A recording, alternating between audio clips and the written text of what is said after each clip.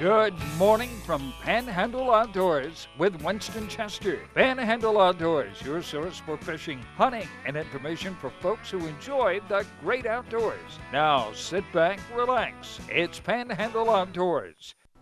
Good morning, folks. Welcome to Panhandle Outdoors in Winston Chester. Glad you're here this Friday morning, getting ready for a great weekend. And first of all, our weather brought to us by Haney Technical Center at the corner of Baldwin Road and Highway 77, number 767-5500. See it on the screen there. Run by, check out all the various programs they can offer you. Listen, it's going to be cold tonight. I was just telling Bob it's going to get down to 44 degrees tonight.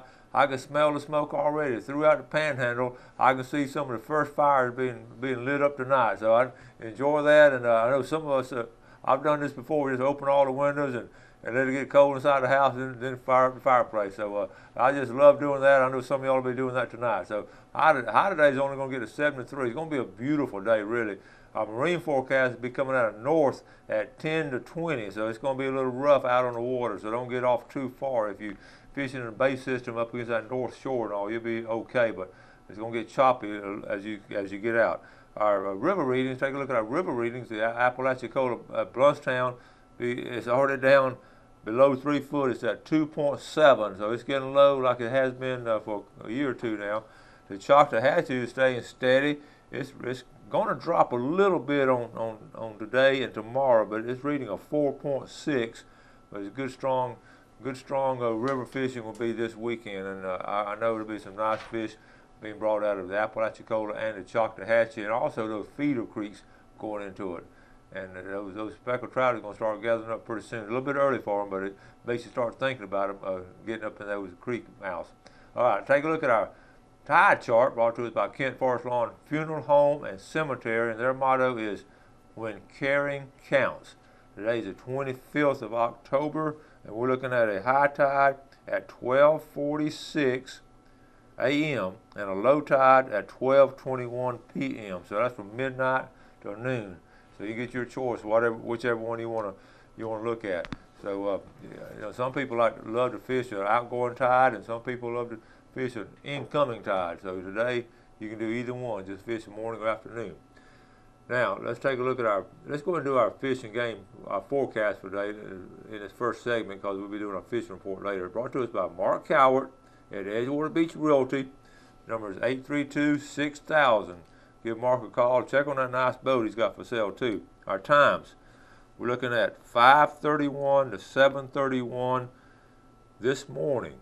All right now really, and this evening from 5:54 to 7:54. So that's two good times right there. Okay, that takes care of the weather. I just got off the phone with with Miller down at Carabel at Sea Quarters Marina. They got a good report from down there, and I'll add that in to one of our segments here later on. Okay, let's take this break now, and we'll be right back.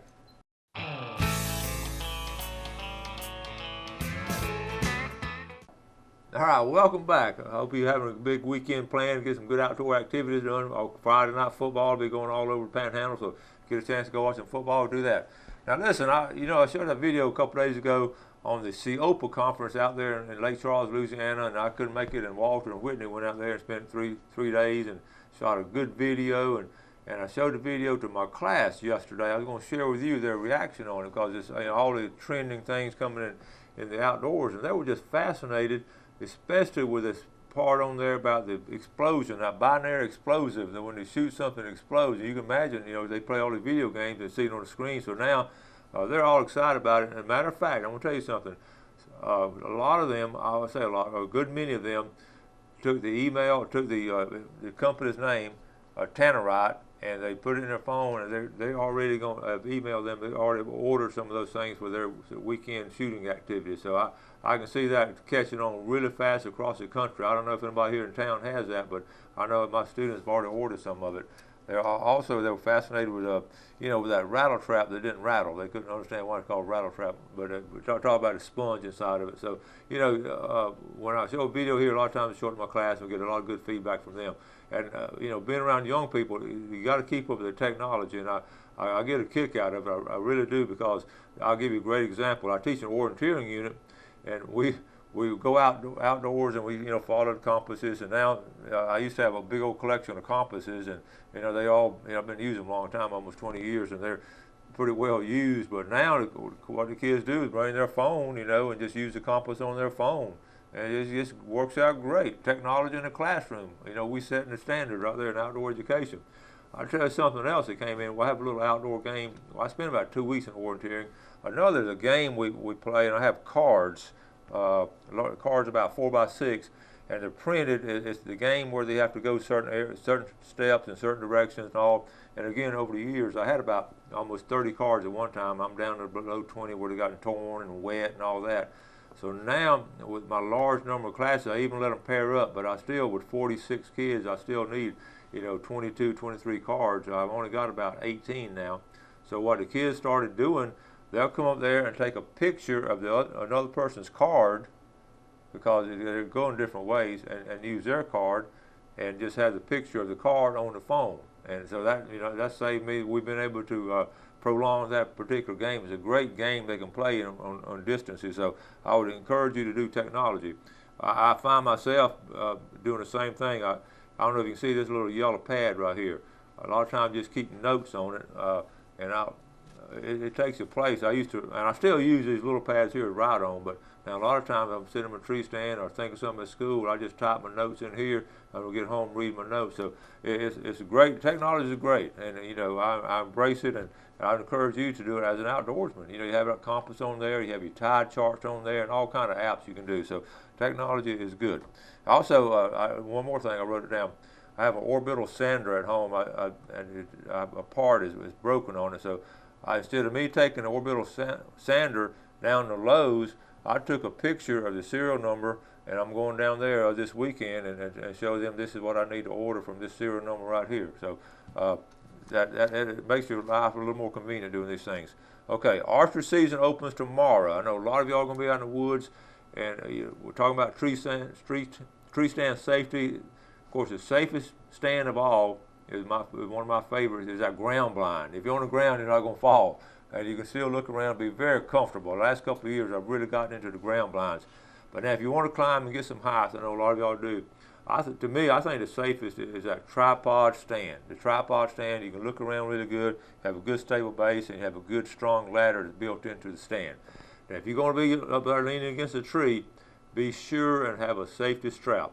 I can promise you, within the next couple of weeks, in the opening of a hunting season, I will be picking up this paper here and reading about some kind of hunting stand accident where somebody fell out of a tree stand and hurt himself, or even been a fatality. I can promise you it's going to happen, so don't let that be you. Be safe, enjoy yourself, but be safe, and it can happen in a heartbeat. I know you may think I'm an experienced hunter, and it ain't going to happen to me. I can tell you some stories of experienced hunters where it's happened to them. So be very, very careful in your tree stand. Also, some of y'all are going to be camping. I was thinking, I was driving in this morning and said, now if I was going to camp this weekend, where would I camp? I think I would pick out one or two places. I would either go to Torrio State Park, because of the leaves up there is absolutely gorgeous, and it's going to be nice, cool nights, and that campfire is going to be special. Or either go to the banks of Lake Seminole, on one of those parks over there, 2 or 3 camping areas on Lake Seminole. 2 great places to camp for the weekend. Quickly, we're talking about camping, a couple of rattlesnake stories. It happens, okay? Scott Lindsay was sharing a story the other day with me. He talked about up in Ayrton, Alabama, which is north of Ozark. This guy was out there bush hogging his land in a big backyard, and he saw a big rattlesnake, and he ran over it with that bush hog. And he thought he had it. He jumped off the tracker, ran back behind the bush hog, and that snake struck him. And that man, according to Scott Lindsay, that man died from that rattlesnake wound the next day. So that's a big old rattlesnake, and about knocked him down. Now another one here closer to home, Mike and Jeannie Littleton. It used to be Jean Wright. I went to University of Florida with Jean, had a class with her. I've known her my whole life. Their daughter, Shauna Hutchison, she got bit the early part of the week with a pygmy rattlesnake, and she's in serious condition at Bay Medical. I think she's going to make it and all, but it really hurt her bad, and so be careful. And I think that a little pygmy rattler is not that big, but that's 2 incidents right now in this area. Well, one's up in Alabama, others right here in Bay County. So be careful with those snakes and all. All right. Let's see. I think that's enough of this segment. We'll come back and I'll wrap up some more things. We'll be right back.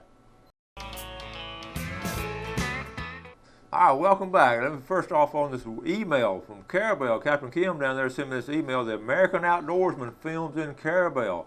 That's a big national show. Check this out. We've been telling y'all about Carabel. The American Outdoorsman wrapped up their filming production of their shoot in Carabel, Florida on October the 18th, 2013. The film was co-hosted by Adams and Lee Distributors out of Havana. I guess everyone paid for it. Now, Jim Mueller, who is the president of American Outdoorsman, and the film crew arrived on Friday and kicked off filming their upcoming episode with an interview with Secretary of State and a couple of other politicians. And then they went talked about the history of the Forgotten Coast and the famed shipwreck trail, which is for divers. They were famous, all the shipwrecks around that area. All divers can go to that area. Then also, they shot some stills and they shot some video that offered viewers a taste of Carabel and exciting fishing opportunities available to all during a 3-day shoot. Now look, it took a crew 3 days to shoot a little 30-minute show, and we do it every day. Bob, we're a lot better off on it. All right, 3 days on that shoot. One day they spent gigging flounder in Apalachicola. And the last 2 days were spent 65 miles offshore in 180 foot of water aboard the boat, Oh Yeah, out of Carabel. And then it went on to say, the American Outdoorsman has showcased the best of outdoor lifestyle and fishing and hunting for 25 years. The Carabel episode will air in the first quarter of 2014 and will be syndicated nationally. So good news for Carabel. And we've been telling you folks about it. And American Outdoors probably watched us on YouTube and picked that up. All right. Now, yesterday was Throwback Thursday. A lot of folks are putting things on Throwback Thursday. I just started talking about some old things and all. But first, I collect old fishing tackle. I've talked about it for years. But the last couple of years, I haven't brought a lot of old fishing tackle. And yesterday afternoon, on my tackle bench, cleaning stuff off, and I had this old plug. And to me, it's one of the fascinating. This plug dates back. Head and Company started putting out the mouse plug around the 1930s. So check this out. Can you believe bass would actually fish? You can actually fish with that. That's a little mouse, and for a good period of time, we're talking about a one-hook rig, but that was one of the best bass bait for a good period of time there. Now I bet you could go back to that and watch somebody catch some bass with it. I want to see some. I wouldn't want to use this one because this is an antique one and valuable, but it was weedless and one of the early ones they came up with, even had little whiskers on it. Okay, but it being Throwback Thursday, a lot of people are posting old pictures and all, and I meant to do this yesterday, I just ran out of time, so we're going to do it on Friday, but every now and then on Throwback Thursday, it's becoming a fad across the country. People are posting some old pictures growing up. And I wanted to throw this one out at you. This is one of my favorite ones. This is my daughter, and this is my daughter Whitney. Wendy, I'm sorry, her daughter Whitney. Wendy, and this is the first time I let her drive the boat, and this was over here at Crooked Island Sound. And I can remember my dad. Now, Wendy now teaches 8th grade American history and has 3 kids of her own that size, and we do outdoor things with them. But I would just remember that was some fun times taking the kids in a little boat like that. I can remember my dad letting me grab the throttle to that tiller steering and on Oclotna River. And I wanted to pass it on to my kids and hopefully on down to the grandkids and all. So that was a old one right there. Okay, a lot of people are getting ready, for the hunting season and all, and getting the leases all ready. And a tip for the day, and I started using these too. On your locks, we all try to lock up our property now, and a lot of people have key locks, but I've gone to these combination locks. I just want to show you this particular one because it's so easy to read. Okay, especially when you're there at 4:30 in the morning and you got the headlights on. And I used to have combination locks that had small numbers, but I really like these combination locks here. You set your combination on it, and you can read it right there and get into the property, and also close it up at night in the dark. So that's my tip of the day on those combination locks. Use that particular one right there.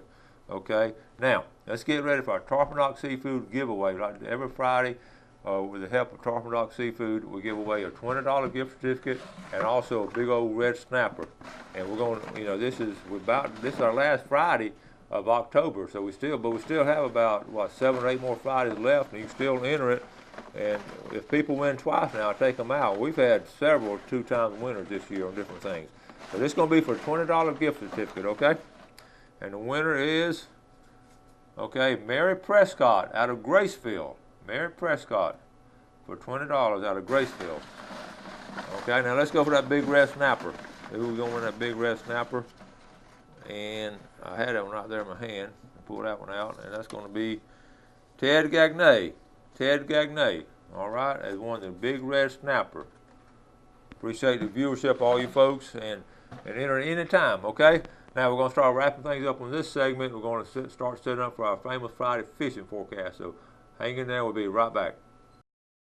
All right, welcome back. Let's jump on our famous Friday fishing forecast. We'd like to, get a compilation of all kind of reports we get all week from all kind of different people, from captains, marina owners, and actually people that like you, the average fishermen, go out on weekends. So we put it all together, and we're very proud of our report. Like I say, if you don't get it on time here, you always check it on our website. We talked about that yesterday when going through it. Now, I just got off the phone with Carabel right before the show, talking with Miller down at Seaquarter Marina, and they've had a pretty decent week. Now, offshore's been windy. They haven't been able to get out too far. But the inshore fishing is excellent, especially around Dog Island. And actually, this is what's interesting. They're catching trout on the Gulf side of Dog Island, some big trout. Now, I was thinking on the inside, but on the outside of Dog Island, let's go to right here and show you exactly, let's see. The whole world turned upside down. Okay. Right there, try to keep everything in the center. Going on the outside, going out this pass right here and going on the outside of Dog Island right in here. And catching some nice trout, he's saying. Also, some mahi were caught there.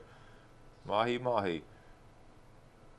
Now, the redfish, they're catching the redfish right here in the mouth of the creek, but now the flounder have not shown up yet. I'm a little surprised. I haven't caught a lot of flounder yet, but the redfish are here, and the trout's right on the side of here. Now, keep on going down, and I showed you this 2 weeks ago.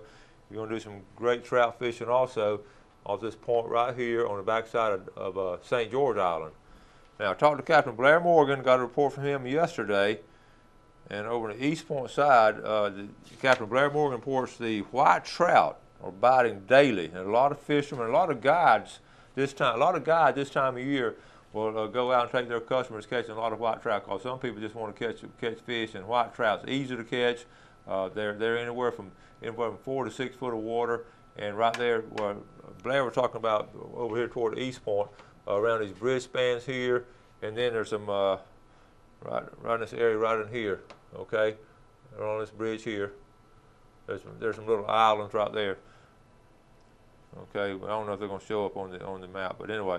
So also now we talked about the river fishing has been excellent on the Apalachicola River and these tributaries here. Little St. Mark's and all has good fishing. The trout are going to start moving up in here soon. There's going to be some really good stuff going on there. Let's go to on over here to St. Joe Bay.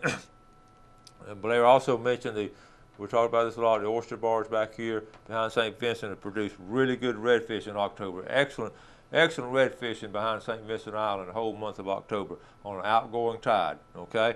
Now let's go to St. Joe Bay. In St. Joe Bay, it's pretty quiet. Blair lives right on the bay. He was talking about he just hasn't seen very many boats out on St. Joe Bay. I talked to a guy yesterday who went out there. He just took his girlfriend out, and they just wanted to ride around in the boat in St. Joe Bay. It's so beautiful, and it is on this time of year.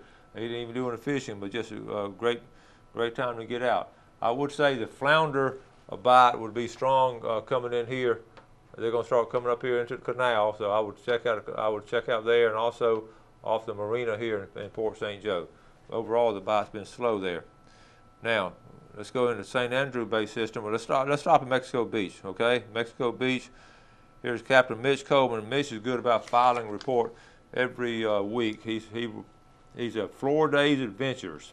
Water temperature dropped down to 79 degrees over there, and it's clear from 4 miles out of deep water. But a big school of redfish are congregating in the mouth of St. Joe Bay. Okay, so there's a huge school of redfish, and Mitch, as he comes in here, he sees this big school of redfish on a daily basis. They're eating pilchards.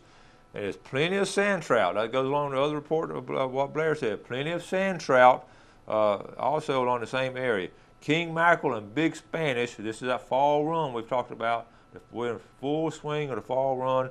Big Spanish are plentiful at the Carbody Reef and also at the buoy line. Excellent time to go fishing at that buoy line.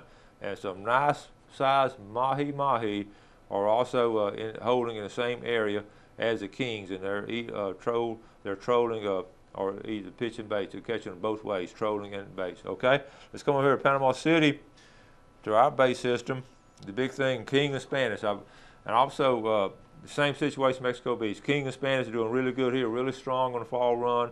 One report, and I heard a report, one guy caught a 52-pounder, had them substantiated. Pier fishing has been excellent. Listen to all the different fish they caught off the pier this week. Flounder, redfish, Spanish, bluefish, mahi, king, black snapper, and a sailfish were all brought in off the 2 piers this week, okay? So you can see one sailfish was caught on October 22nd.